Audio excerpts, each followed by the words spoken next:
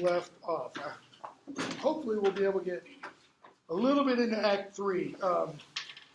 We're not going to have a quiz until we get quite a bit more into Hamlet. Just because we can't take the time. Possibly what we might do is just have a quiz over the rest of Hamlet when we get to like Act 5. So we're picking up page 1625. This is Act 1, Scene 5. I think I left off the other day. You know, Hamlet tells the others, Marcellus, Horatio, if after this I perchance put an antic disposition on, that is, if I act somewhat crazy, don't give out that you know that I'm acting crazy. Don't do anything that gives it away, like, oh, look at him, he's really acting crazy, but we know it's an act. He says, don't do that, okay? And they swear to it. They swear, and the ghost says swear again. And they swear, and Hamlet finishes the scene by saying, come on, let's go in. Still your fingers on your lips, I pray. That's this. Time is out of joint. O cursed spite that ever I was born to set it right. Hamlet is implying there, I mean, the time is out of joint is part of that great chain of being. Because the king's been killed, everything's out of whack. And he says, I was born to set it right. Kind of implying this was all supposed to happen this way from the beginning. Fate, in other words, or destiny.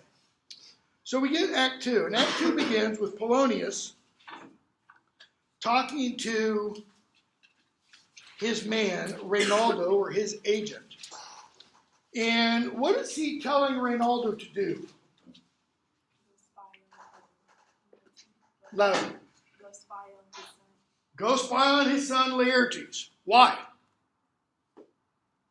What were his final words to Laertes? That list of kind of proverbs? He wants to see if he's doing it. Okay, so if you have a parent who tells you to do something, and then that parent then sends a spy to see whether or not you are doing something, what does that tell you about that parent? He doesn't trust you. Okay? Then Ophelia comes in. So Reynaldo leaves, Ophelia comes in. And Polonius says, well, what's the matter? That what's the matter is a little bit of a stage direction, plus the very next line. But that's telling us Ophelia needs to come in looking distressed, looking upset, like something bad has happened. Okay, what's the matter? Oh, my Lord, I've been so affrighted. With what in the name of God? As I was sewing in my closet, my Lord Hamlet with his doublet all embraced, no hat upon his head, his stockings fouled, ungartered and down jived to his ankle, pale as a shirt, his knees knocking each together, and with a look so piteous in purport, as if he had been loosed out of hell to speak of horrors, he comes before me. Okay, so he comes in, he doesn't have a hat on. He doesn't have his outer shirt tied or buttoned up tightly. His stockings are not gartered, tied by a garter up here. They've fallen down so they're around his ankles. So, why is that so distressing? Well, he's just broken the dress code, for one thing. Polite society, Shakespeare's day. Polite meaning courtier level society in Shakespeare's day. Men did not go into a room where there were women present without their shirts buttoned, without a hat on, without their stockings gartered properly. To do the opposite of all those things meant that you were suffering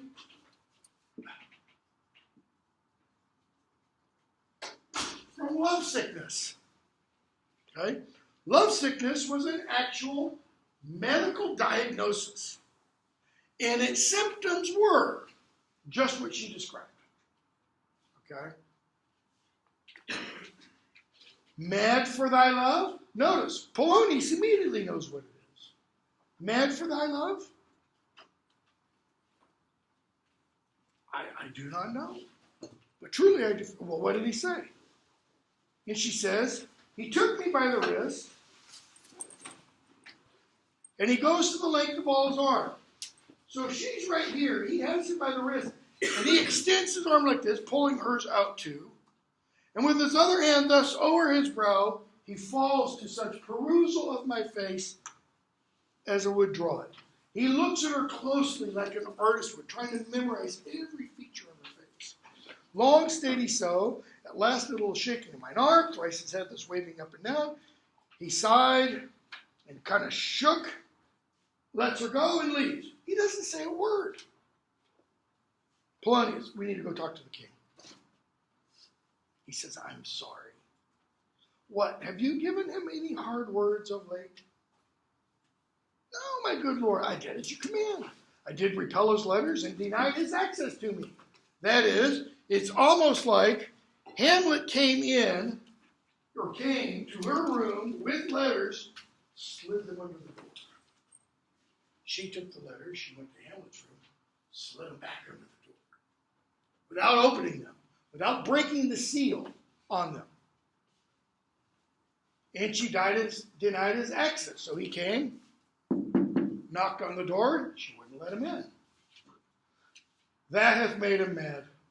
Mad meaning crazy, not angry. Okay? I'm sorry that with better heed and judgment I had not quoted him. I feared he did but trifle. I thought he just wanted to get you in bed. What does Polonius now think? Hamlet really does love you.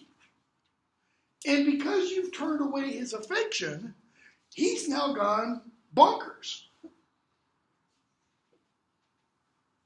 Okay? So they go to the king, and we see the king and queen talking to Rosencrantz and Guildenstern.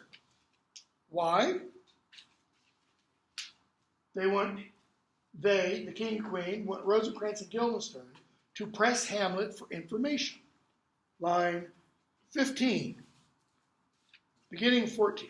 So by your companies to draw him on to pleasures. That is, to get him talking about things he likes, to kind of soften him, open him up,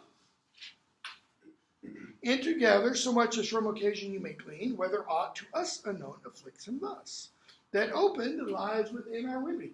Whether there's anything troubling him that, if we knew about it, we could resolve. Okay? So they say, yeah, we'll do that. Rosencrantz and Guildenstern leave. Polonius and Ophelia come in. Okay? And after Voltimand, we're going to skip the ambassadors from Norway. They leave. And Polonius says, line 86, my liege and madam, because Polonius very briefly before Rosencrantz and Guildenstern, very briefly before the king talked to the ambassadors from Norway, said, I know what Hamlet's problem is. And then the ambassadors came in, we'll hold it, now they leave, Polonius gets back to his point. My liege and madam, to expostulate what majesty should be, what duty is, why day is day, night, and time is time, were nothing but to waste night, day, and time. Therefore, since brevity is the soul of wit, and tediousness, the limbs and outward flourishes, I will be brief. Your noble son is mad. Mad call I it, for to define true madness, what is it but to be nothing else but mad? But let that go. Queen, more matter with less art. In other words, get to the point. You like to hear your own voice. And that's true about Polonius. He says, madam, I swear I use no word at all. That he is mad, 'tis true, 'tis pity. And pity, 'tis true. But farewell it, for I will use no word. Mad, let us grant him. That is, for the sake of argument, suppose he is mad. Then, and now remains that we find out the cause of this effect. Why is he mad? Or rather should say the cause of this defect. Why? Because madness is not normal. It is a defect. For this effect defective comes by cause. Thus it remains, and the remainder thus. Perpend. In other words, listen. I have a daughter. Well, have while she is mine. Kind of takes you back to Midsummer Night's Dream, Aegeus and Hermia. Okay? She's my daughter. I get to do with her what I want. I have her while she's mine. Who, in her duty and obedience, Mark, hath given me this. And he shows them a letter. And he reads from it. All right? And he says, this in obedience hath my daughter shown me, and more above hath his solicitings. She's given all this to my daughter's told me everything about their relationship. King, how has she received his love? What do you think of it? As of a man faithful and honorable, I would fain prove so. But what might you think? When I had seen this hot love on the wing, as I perceived, I must tell you, before my daughter told me, what might you or my dear majesty, your queen here, think? Okay? So he says, what did he tell her? Lord Hamlet is a prince out of thy star. This must not be. Line 140. A prince out of your star. Out of your star means what? He is out of your league, honey. You can't reach to him.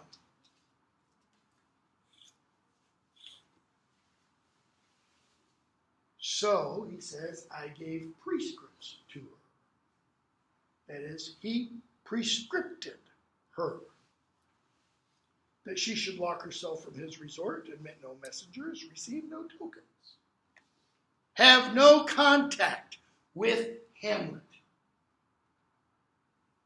That's what he means. And he says, I did. And he repelled. He fell into a sadness, then into a fast, then into a watch, then into a weakness. And now he's mad. You think so? The queen, maybe very like. So when the king says, do you think so? He turns to Gertrude. He's not looking at Polonius. It may very. Have there been such a time that I positively said, 'tis so, when it had proved otherwise? Have I ever been wrong? Is Polonius' question? King, not that I can remember. Well, take this from this, if I'm wrong now. Take my head from my body, if I'm wrong now. That's foreshadowing. He's not literally going to get his head chopped off. But he is going to die because he is wrong. He's entirely wrong. King, how can we try it further? That is, how can we prove this? You know, sometimes he walks together 4 hours here in the lobby. Now, this isn't like the hotel lobby. It's not a relatively small room. This is probably like a room of state in a palace. Go to Buckingham Palace today, or go to Hampton Court Palace, which was Henry VIII, one of his palaces. Go to the White House, and I think it's the East Room. And these are big rooms. In Buckingham Palace, there's a room, it's a room of state, that I'm not kidding, it's 100, 150 feet long. There's a table that seats 100. 100. Okay? So Hamlet goes in that kind of room and just walks back and forth for 4 hours at a time. What's he do during that 4 hours? He's thinking. Okay? So, you know that he does this, right? They say, yeah. At such a time, line 161, I'll loose my daughter to him. What does he mean by loose?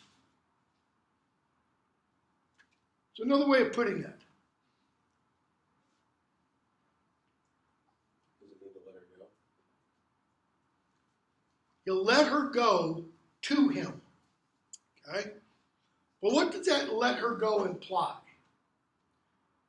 If he'll let her go, then how is she, in what state, position, etc., is she now? She's under his control, right? She's bound by him. The language here is almost like she has a leash. We use that, I'll loose to him, usually in the context of what? What is set loose? Dogs. I'll set her loose like my hunting dogs on him. Okay? He's not saying his daughter's a dog. He's not calling her a bitch, anything like that. But she is becoming part of what? Part of Claudius's and Polonius's plot on Hamlet. She's going to become part of the spying on him. Okay? I'll loose my daughter to him. Be you and I behind an arras then. Shakespeare's day, the Globe stage. Stage is like this. This is the ceiling over part of the stage. These are columns. Doors back here. Okay? Now, the doors, sometimes this will be done differently depending upon the stage. But the doors, if they're supposed to look like windows, and sometimes they are, they'll have curtains in front of them. The curtains don't just, cover the window, they go down to the floor. Okay? If they're doors, they'll just be regular doors. So the arras sometimes is a curtain over what's supposed to be a window. Sometimes it's a curtain supposed to be over a door. And it'll be drawn all the way back and pulled tight. Okay? So he's saying, we'll go stand behind the arras. The arras is on stage. It's part of the stage furniture. So they'll stand behind it. And I've seen this done before where you can see their shoes.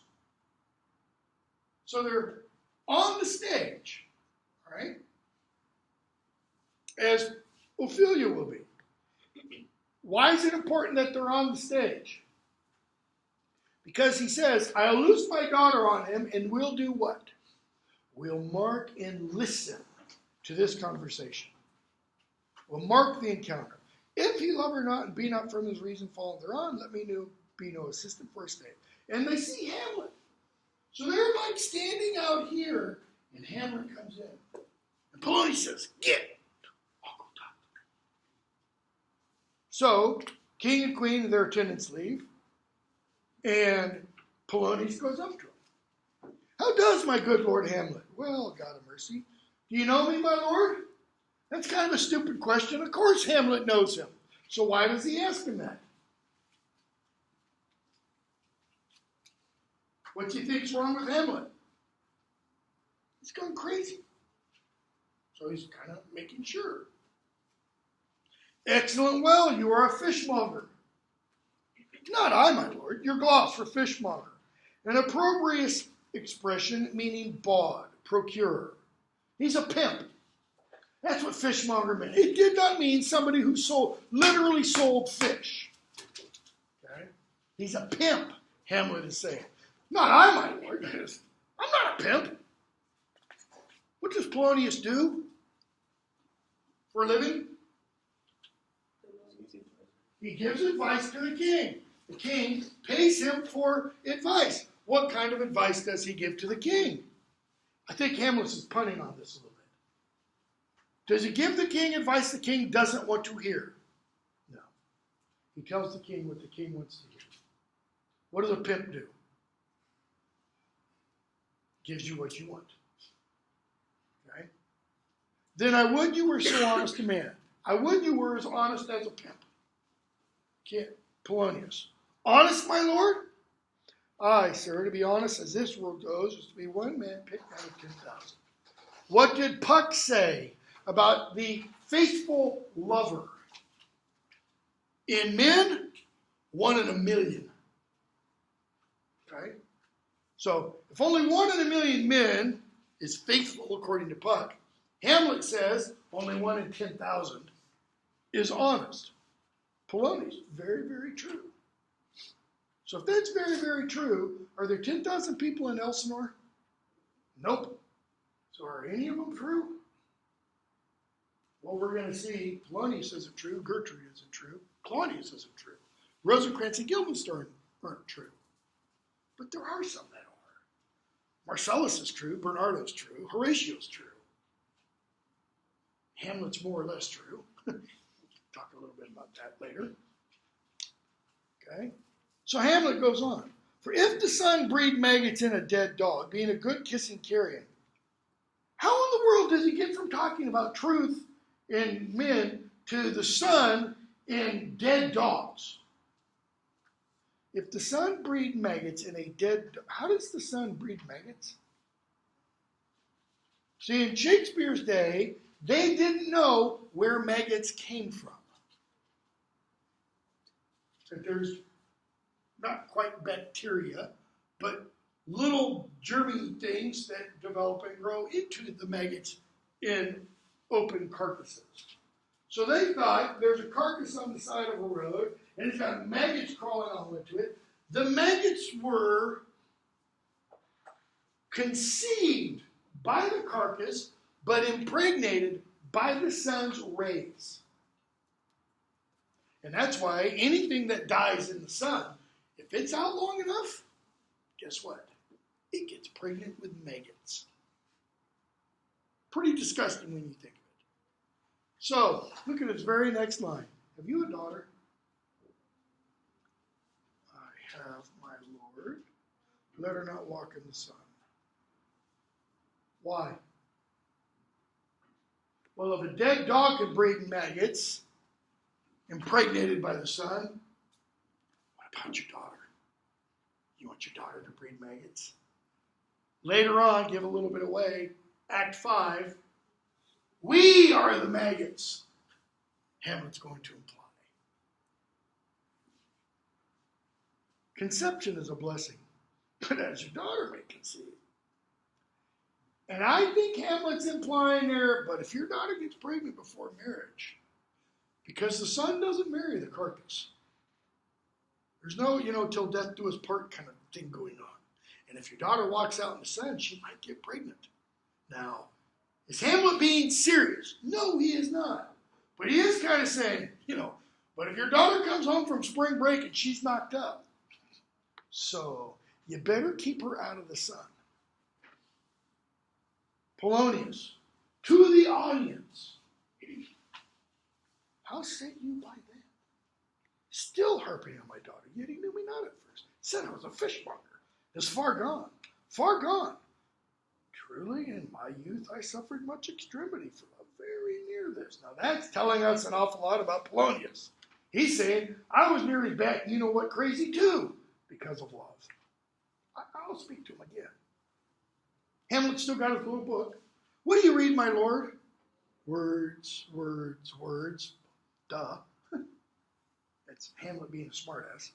What is the matter, my lord? He means, what is the matter, the material, the content of those words? Hamlet, between who? No, notice, Hamlet takes what is the matter to a much deeper level. Because there is a matter, right? In the entire play. And who's it between? Hamlet? Claudius.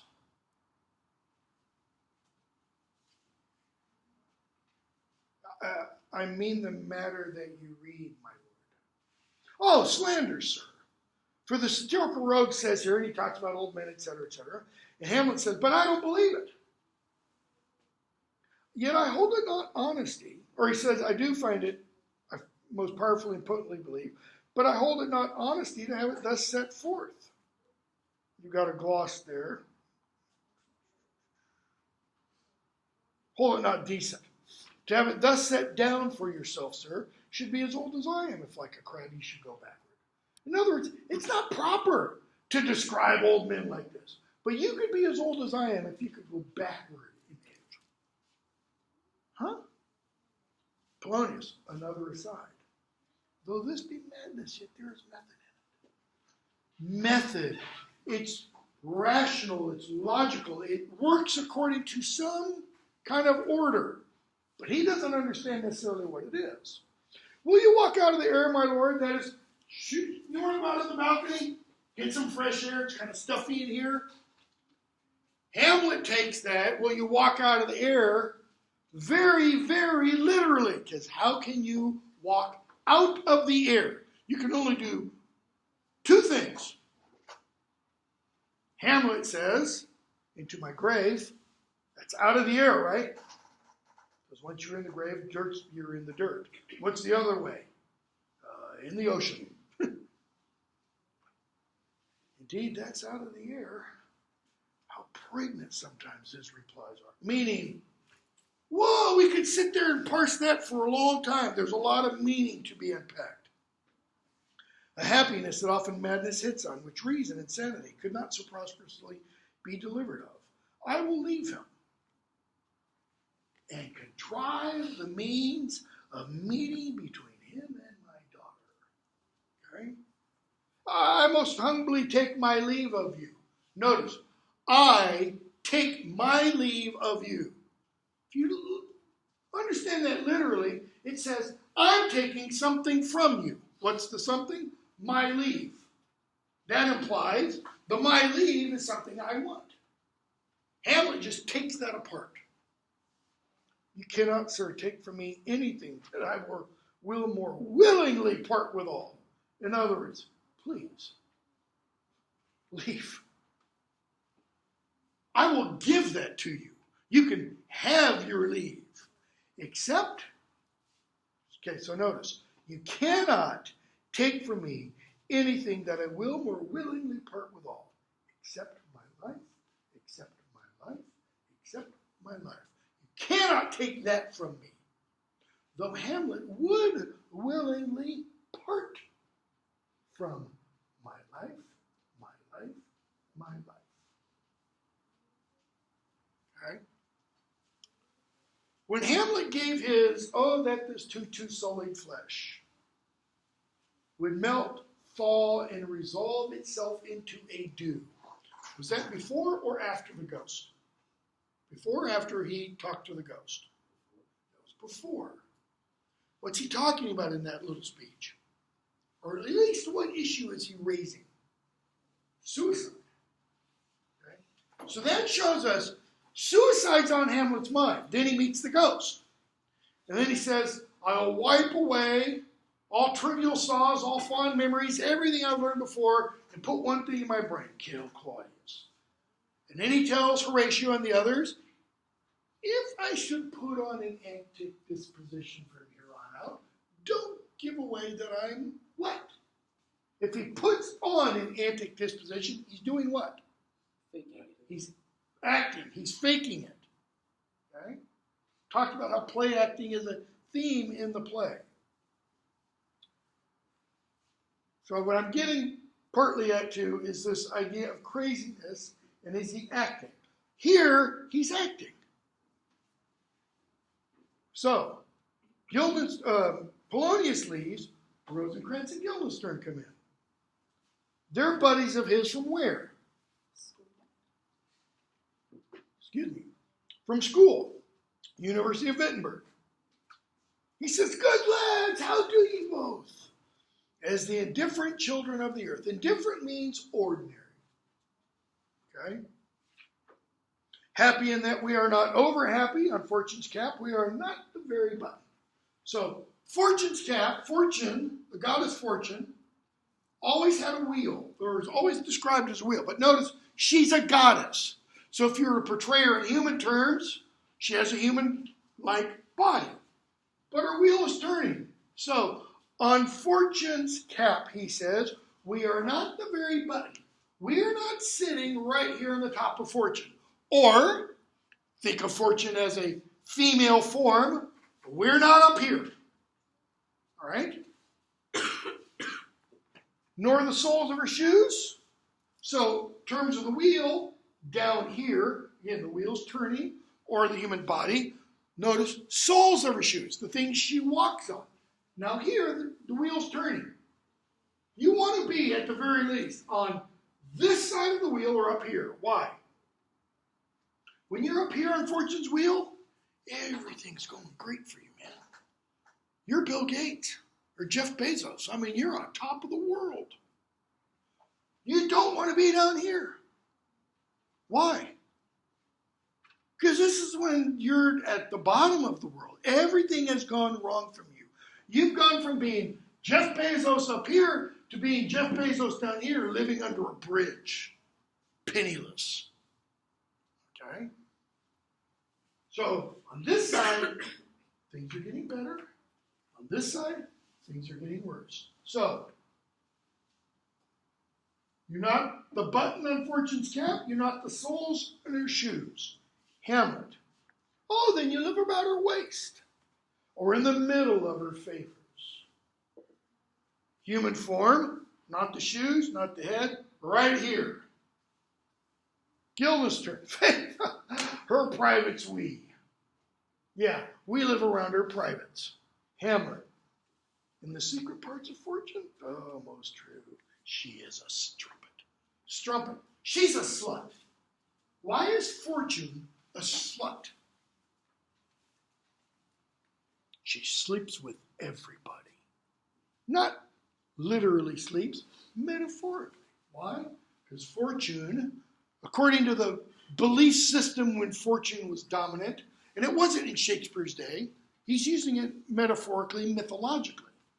But in the early Middle Ages and in ancient Greece and Rome, she was thought to be real. And fortune does what? Fortune governs every person's life. That's how she's a strumpet. So, Hamlet, what's the news? None, but the world's grown honest. Then is doomsday near. Come on. Why are you here? Why did fortune send you to prison hither? Prison, my lord? Denmark's a prison. Then is the world one.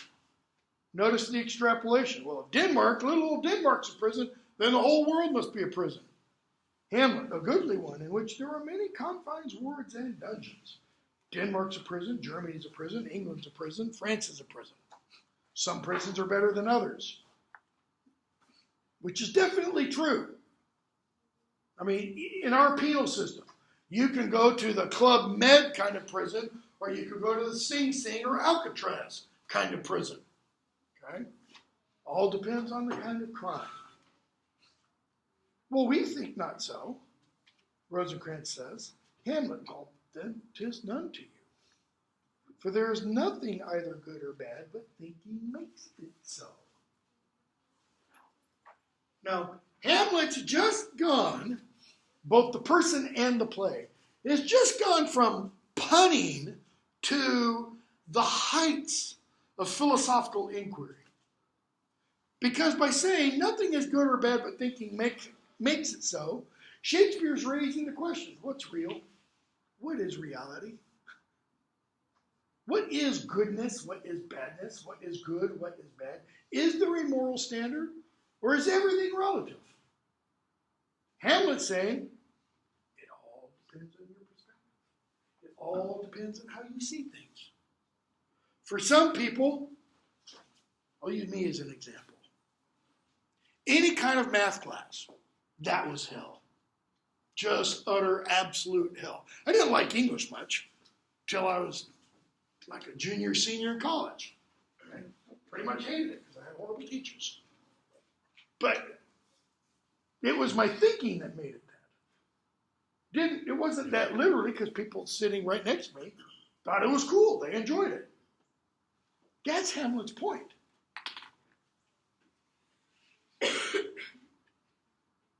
Why, then your ambition makes it one. It's your ambition that makes Denmark hell. Why? 'Tis too narrow for your mind. Too narrow. It's too small for your mind. What does it mean for your mind? Now, this could be almost a visual image. If we say someone is full of him or herself or puffed up, they have what? Big head. Like, Denmark isn't big enough for Hamlet's head. He's so full of himself. That might be what Rosencrantz and Guildenstern are getting at. Might also mean what could be implied by Hamlet's ambition. We usually mean ambition to mean what? Ambitious people seek what? Success. Success. What kind? Wealth? Employment? Wealth and employment for Hamlet come from where? What should he be at this point? King.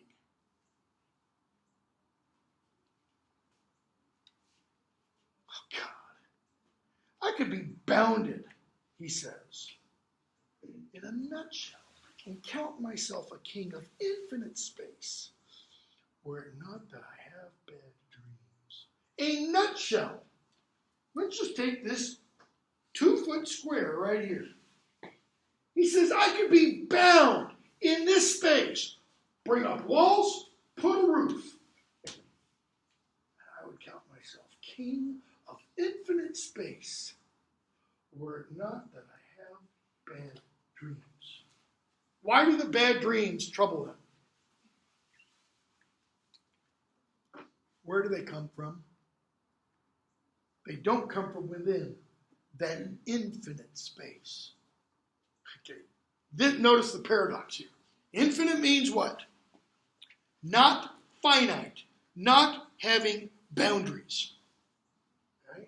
He says, I could be bound in a nutshell, and I would think myself the king of infinite space, but I have bad dreams. The bad dreams come from where? Outside. If they come from outside, then what does that do to my thinking? I have infinite space. It blows it out, right? By thinking, if we take that kind of literally, that he is a king of infinite space. That's his worldview. That's how he looks at everything. And the bad dreams come from outside and they destroy that worldview. Let's play a game. Leave Hamlet aside for a moment and let's take right now, right here. Okay? Don't know how well tuned you are with the news, but you're probably not familiar with this because I doubt that it's been covered on any major news. There is a place in New Mexico. It's a scientific site. It is a solar observatory that about 2 weeks ago, the scientists were there doing their work, and there were also other people, non-scientists and security guards and stuff. And 2 weeks ago, I think it was about 2 weeks ago, Black Hawk helicopters swoop in with agents and FBI agents and evacuate everybody from that place. Like in a matter of hours. Without any word why. Without any explanation. And it's still closed. They didn't contact the local sheriff. And he's like, I don't know what the hell's going on. And I can't make any supposition because it'll be all over the internet. And there's been all kinds of supposition all over the internet. You know, that this is a solar observatory and they spotted aliens, you know, for example, or some of the crazy things out there. I don't know what reason it is. But assume for a moment that that is the reason. Assume they spotted something and the feds don't want it known. But it is known. Okay? Jump from that supposition to looking outside this window and putting yourself inside the film Independence Day. And all of a sudden, over that horizon of trees, beneath the cloud cover, you see not a drone coming, not a little Cessna, not a Boeing 757, but a super massive ship that is 20 kilometers, 10 miles, basically, wide. What would that do to most everyone's everyday, ordinary worldview, their way that they perceive and understand reality? Yeah. There's not enough duct tape in the world to tape our heads and keep them together. Okay? It would shatter, I bet, many, many, many people's religious perspectives, philosophical perspectives, political perspectives. You think anybody would give a rat's you know what about whether or not Donald Trump, you know, did the deed with Stormy Daniels or anybody else? It'd be going, shh. Okay? That's what Hamlet's getting at. The bad dreams is like the sudden real UFO. It would shatter his worldview. Okay? So, Guildenstern, well, those dreams are ambition. That's why you're having dreams, Hamlet. For the very substance of the ambitious, Philosopher line 245, that seemingly most substantial thing which the ambitious pursue. For the very substance of the ambitious is merely the shadow of a dream. Okay, now look at the gloss again. The thing that the ambitious pursue is really what? It's the shadow of a dream. Well, what did Puck say at the end of Midsummer Night's Dream? This dream it will yield so much as a dream. That is nothing. So the thing that you are ambitious for, it lacks what? According to Guildenstern, reality. Hamlet, the dream itself is but a shadow. Okay, now think about that for a minute. What is a shadow? I can see a very light shadow on this desk. You can see a very light shadow of my hand on this whiteboard. So he says a dream itself is but a shadow. So if this thing here is the shadow, it's a shadow of what? Notice, something has got to cause shadows. So there's got to be something there that causes the shadow. There's got to be something there that causes the dream. Rosencrantz, yeah, you're right. And I hold ambition of so airy and light a quality that it is but a shadow's shadow. Oh, okay. So, if we could have another whiteboard behind this one, it would be the shadow of this shadow, or we can almost do it like this.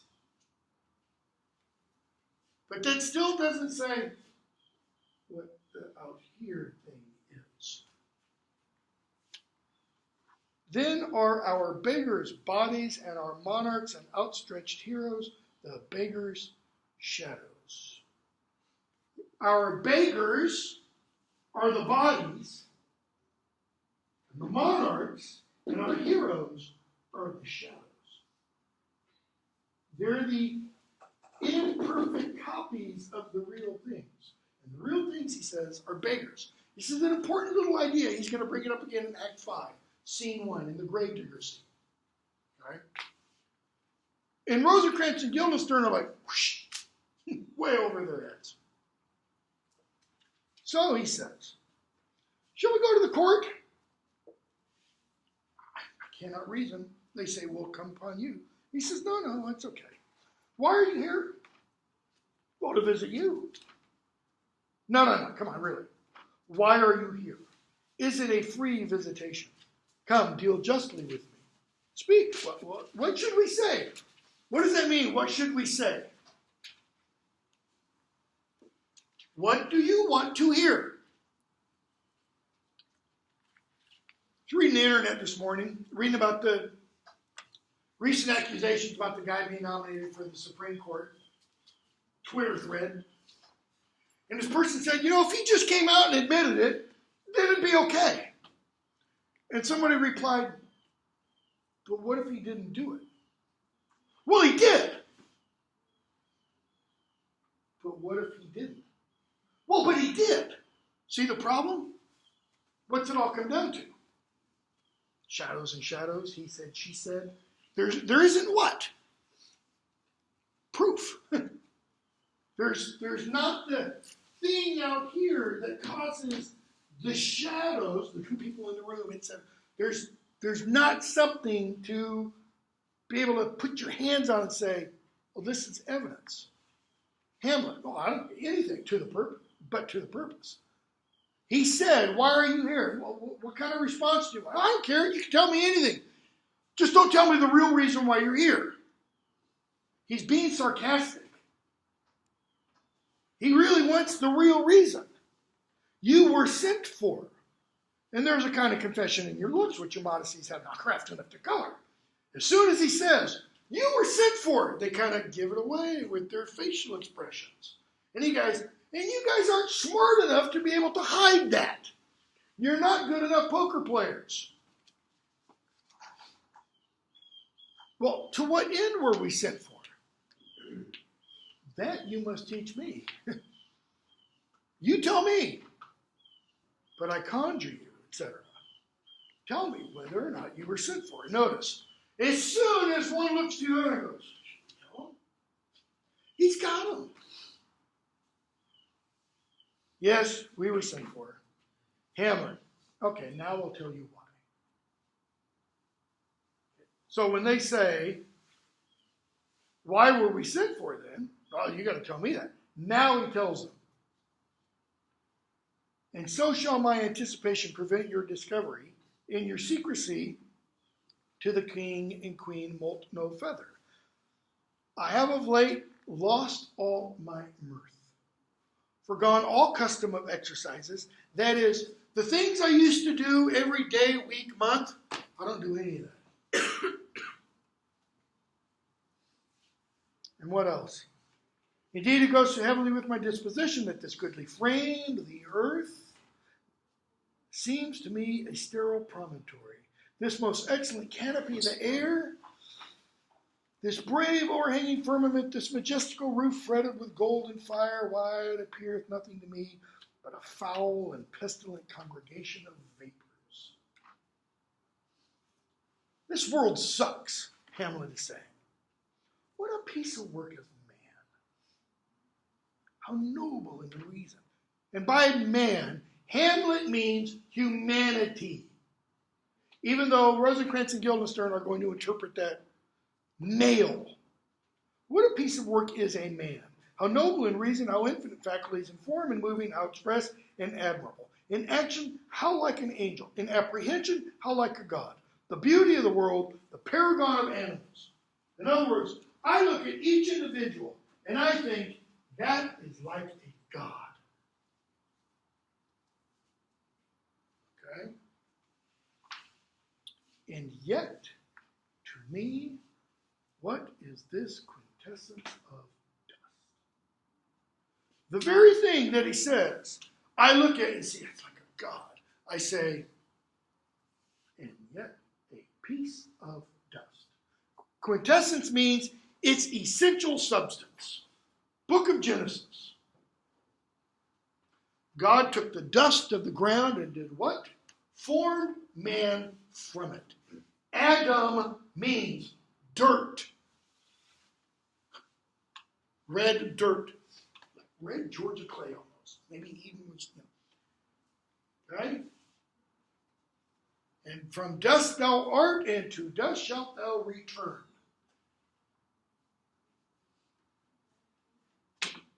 Man delights not me. No, nor woman neither.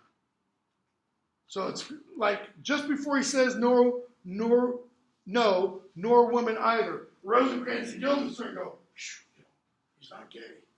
No, women neither. He goes, okay, so he's straight and celibate. Though by your smart, we didn't think anything. Then why did you laugh? Well, that if you don't delight men, then what entertainment? They tell him, actors are coming. So if you don't delight in humanity, you're not going to delight in anything humans do. Hamlet perks up a little bit. He's looking forward to the actors coming. Okay? So the actors come in. And we see Polonius address the actors, and Hamlet talks with the actors, and we see the first player do the part of Priam of Troy after Hecuba is killed, and he's weeping and his face turns pale. Hamlet talks to him, and he asks him, page 1641, line 486, he goes, tomorrow when you do your play, could you do the murder of Gonzaga? Yeah, sure, no problem. That tells us the player knows the play, the murder of Gonzaga.